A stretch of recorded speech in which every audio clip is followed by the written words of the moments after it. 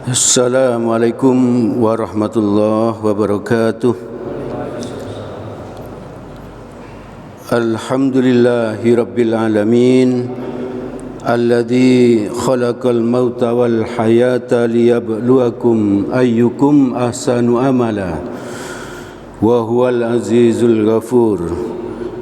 Ashhadu an la ilaha illallah wahdahu la syarikalah wa ashhadu anna Muhammadan abduhu wa rasuluh la nabiyya ba'dah.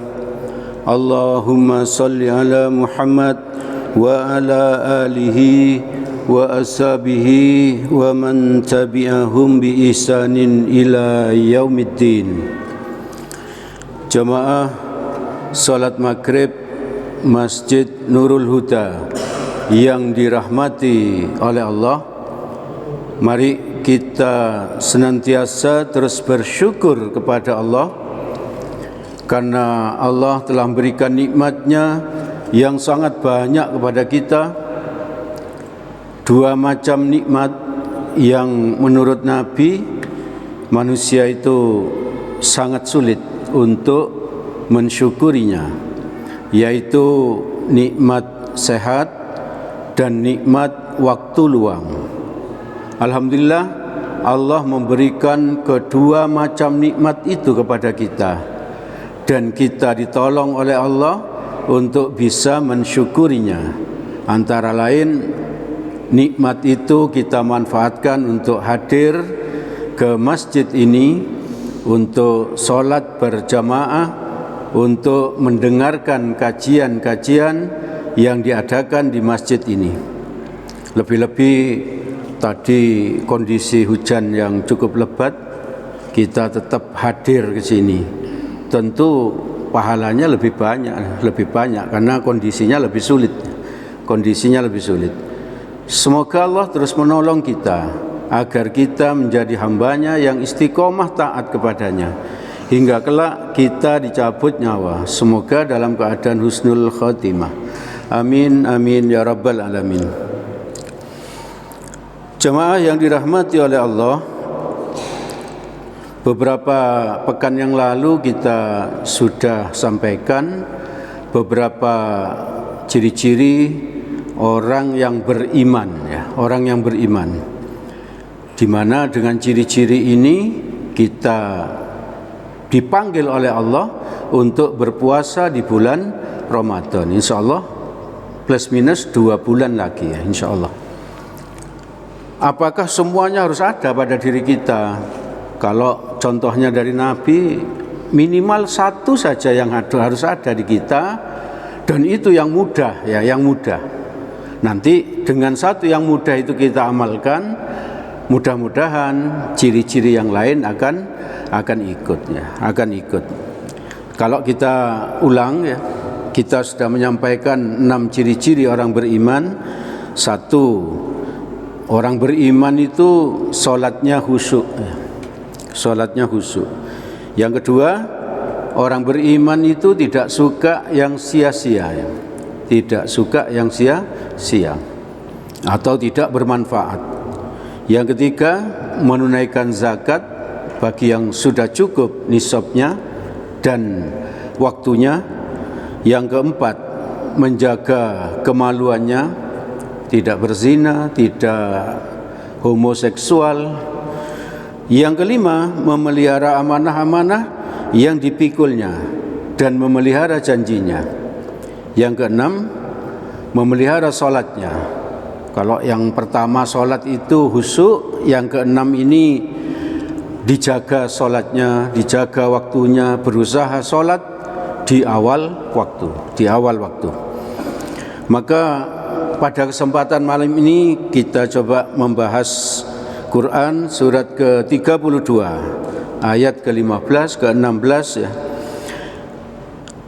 Di Quran surat ke-32 ayat 15 Allah berfirman, A'udzubillahi minasyaitonirrajim.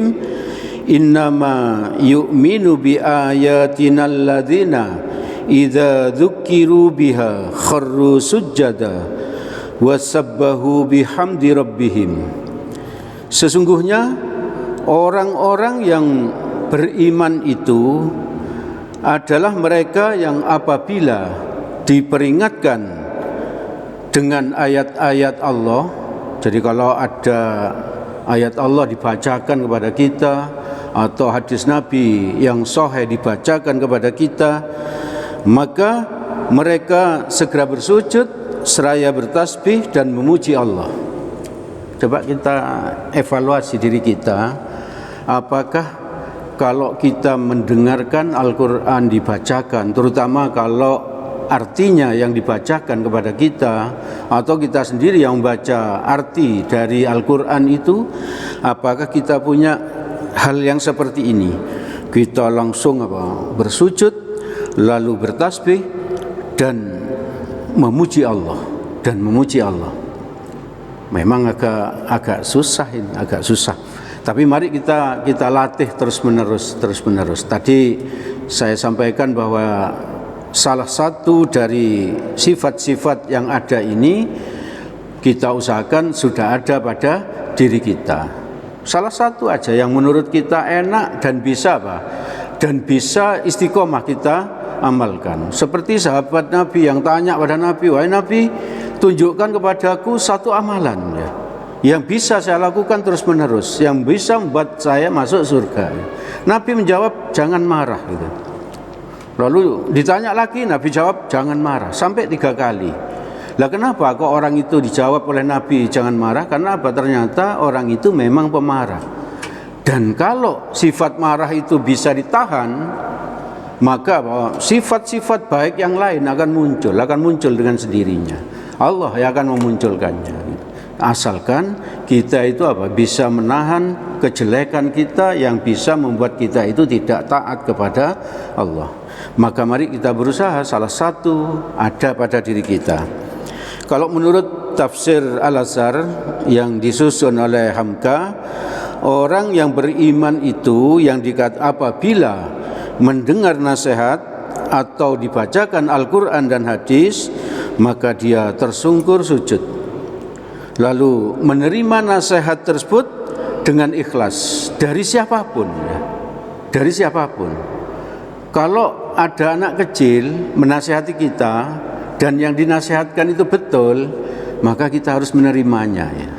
Tidak harus dari ustadz yang sangat terkenal dan lain sebagainya. Kalau kita menerima nasihat dari ustadz yang terkenal itu biasa.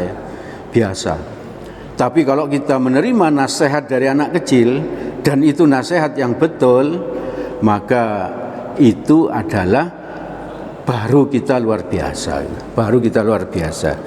Lalu tunduk patuh kepada nasihat itu menurut Hamka, dan mereka bertasbih dengan memuji Allah. Ibu bapak, saudara-saudara yang dirahmati oleh Allah, ciri-ciri berikut dari orang beriman, lanjutan dari Quran surat ke-32 ayat ke-15 ini, wahum la yastakbirun, dan lagi pula mereka tidak sombong.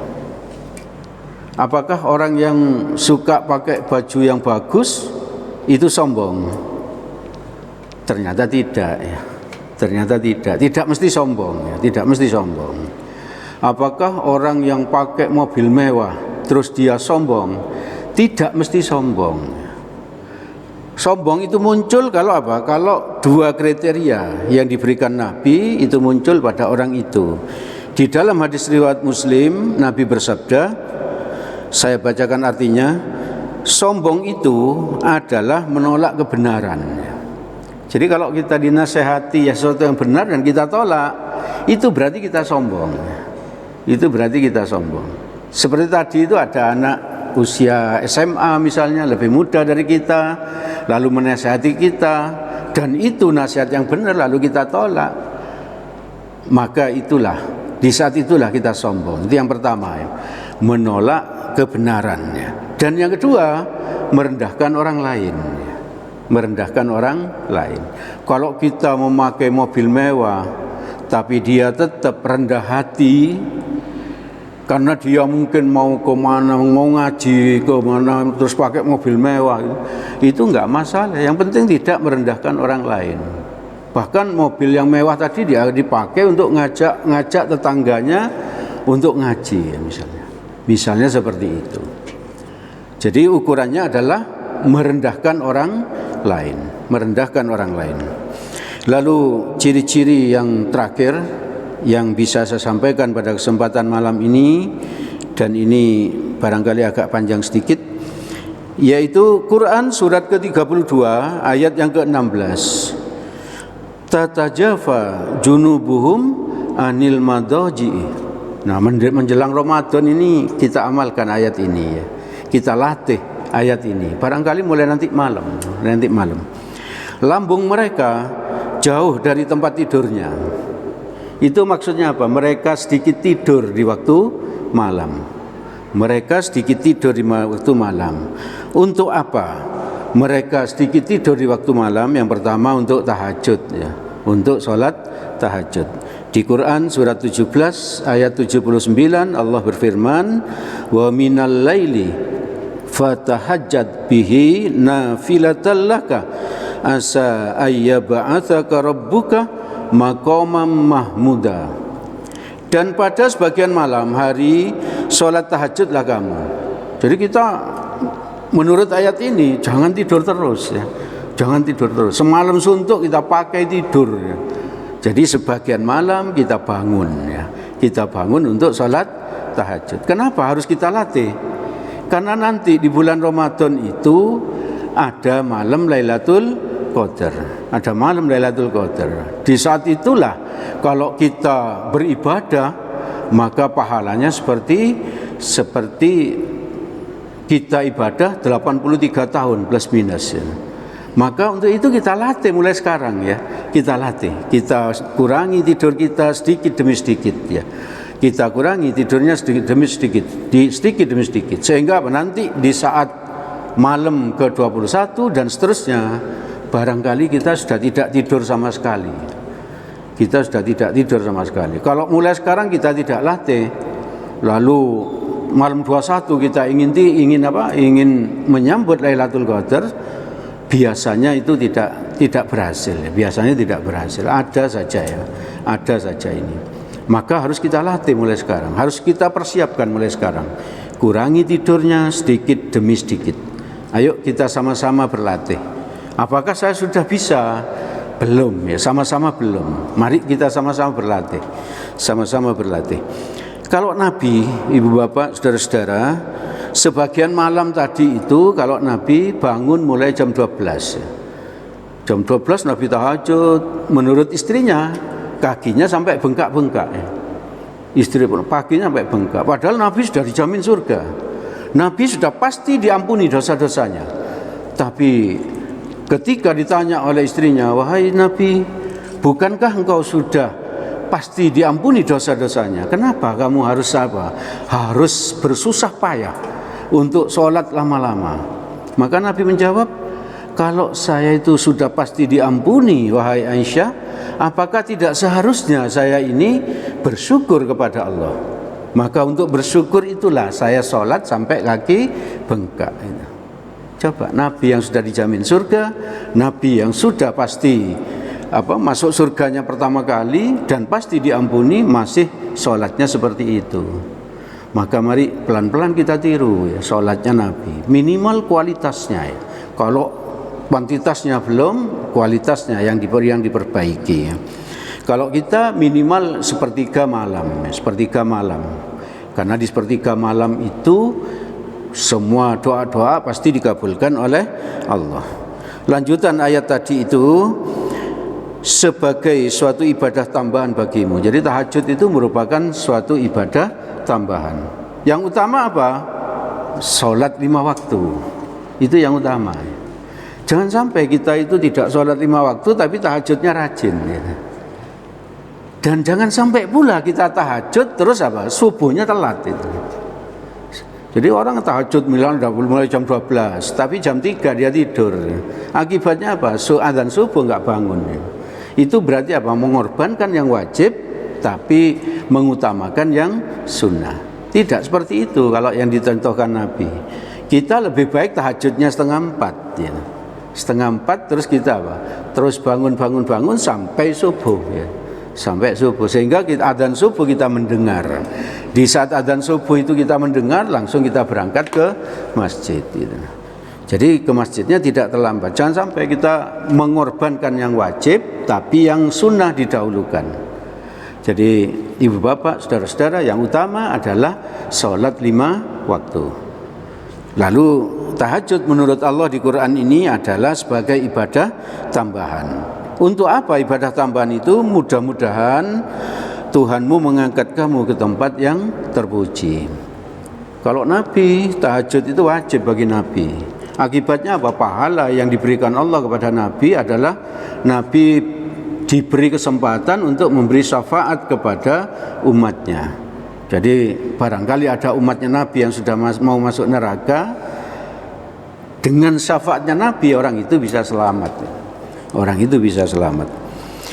Ibu bapak, saudara-saudara yang dirahmati oleh Allah, tahajud itu bisa 2 rakaat, bisa 4 rakaat, bisa 6 rakaat, bisa 8 rakaat, semampu kita ya, semampu kita. Lalu yang ini untuk apa kita bangun malam itu? Yang kedua untuk sholat witir. Untuk sholat witir. Sholat witir ini kalau menurut hadis itu lebih penting dibandingkan tahajud.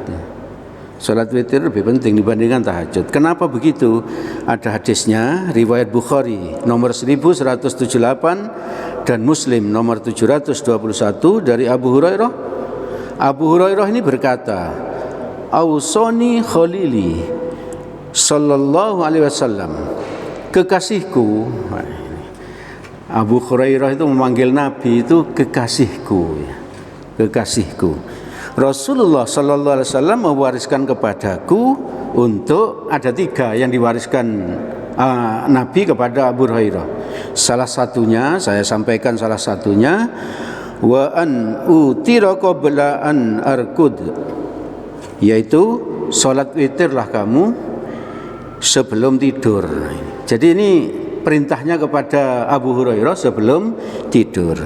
Tapi di hadis yang lain, kalau kita itu khawatir tidak bisa bangun malam, kita witirnya di sebelum tidur.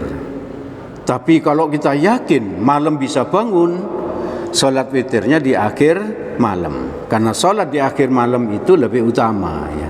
Sholat witir di akhir malam itu lebih utama.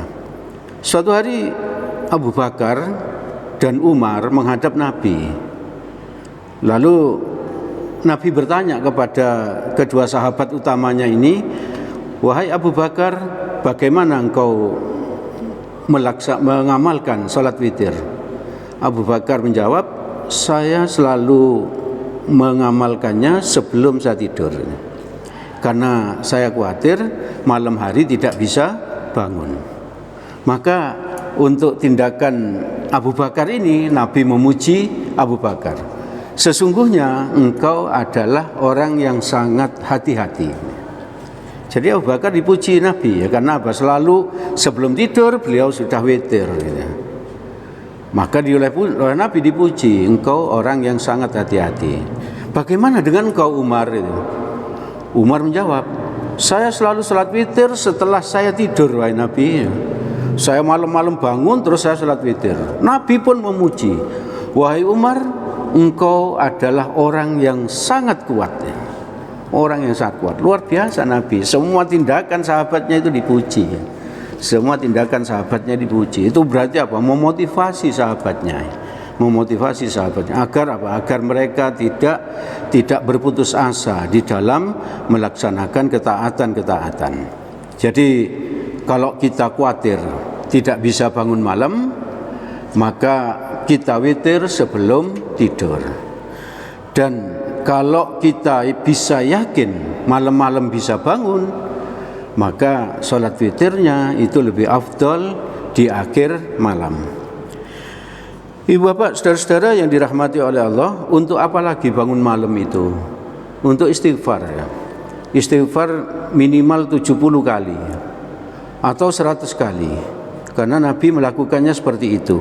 Di dalam hadis riwayat Muslim, Nabi sallallahu alaihi wasallam bersabda, saya baca artinya, wahai manusia, bertaubatlah kepada Allah, sesungguhnya aku bertaubat kepadanya 100 kali dalam sehari. Nah itu berarti kita semalam itu kita perlu beristighfar kepada Allah 100 kali. Kita istighfar, masukkan dalam hati, astagfirullah.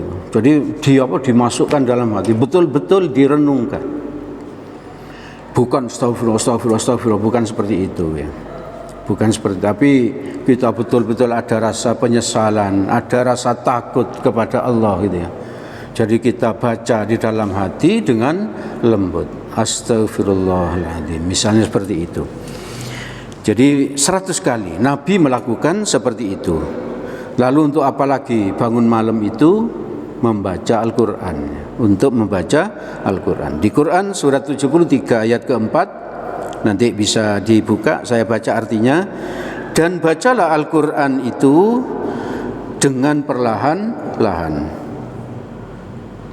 Lalu di ayat yang ke-6, sesungguhnya bangun di waktu malam adalah lebih tepat untuk khusyuk, dan bacaan di waktu itu lebih berkesan.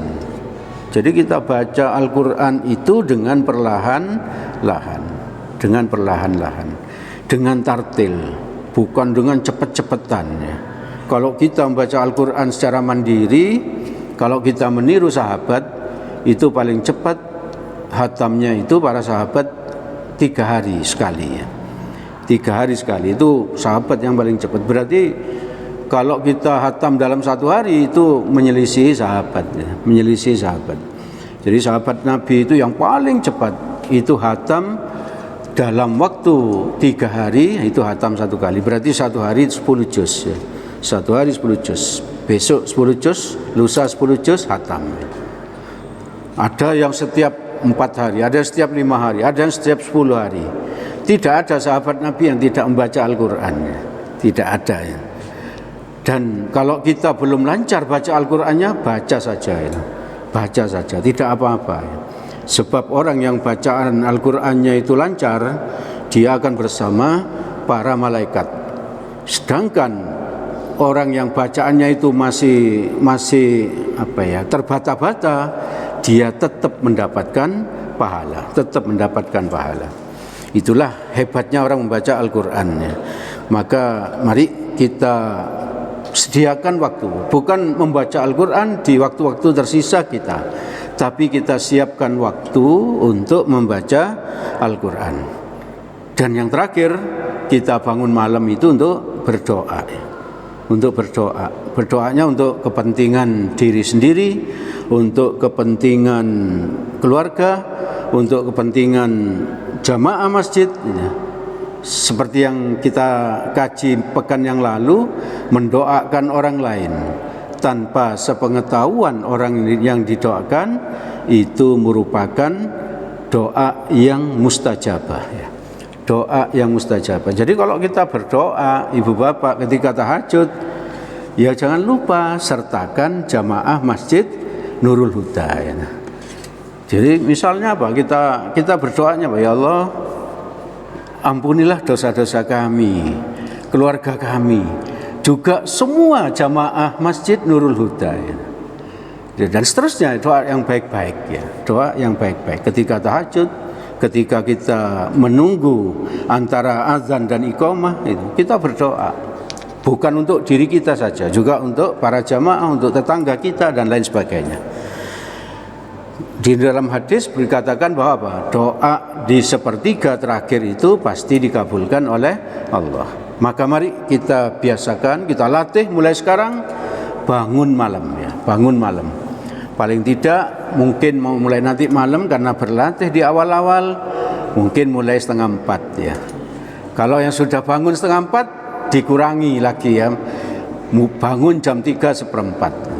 Setelah 3:15 terbiasa, misalnya dalam waktu 1 minggu, semuanya harus dibiasakan ya. Semuanya harus dibiasakan. Lalu seminggu depan mulai jam 3. 2 minggu yang akan datang mulai 2:30 dan seterusnya sampai nanti di bulan Ramadan tanggal 21 Ramadan kita bisa bangun paling lambat jam 12 ya. jam 12. Kita bangun seperti Nabi bangun jam 12, lalu kita tahajud dan lain sebagainya. Untuk apa? Untuk mendapatkan Lailatul Qadar. Jadi nggak bisa kita tanpa latihan, harus dilatih. Mari, karena masih ada waktu, kita latih agar kita bisa mendapatkan tahun ini, bisa mendapatkan malam Lailatul Qadar. Itu yang bisa saya sampaikan pada kesempatan malam ini. Mohon maaf agak panjang. Segala yang baik dan benar semuanya berasal dari Allah Subhanahu wa ta'ala. Semoga ada manfaatnya bagi kita. Semoga Allah menolong kita agar kita bisa mengamalkannya. Amin, amin ya rabbal alamin. Apabila ada salahnya, saya mohon maaf yang sebesar-besarnya. Mari kita tutup majelis ini dengan doa kafaratul majelis. Subhanakallahumma wa bihamdik, asyhadu an la ilaha illa anta, astaghfiruka wa atubu ilaik. Assalamualaikum warahmatullahi wabarakatuh.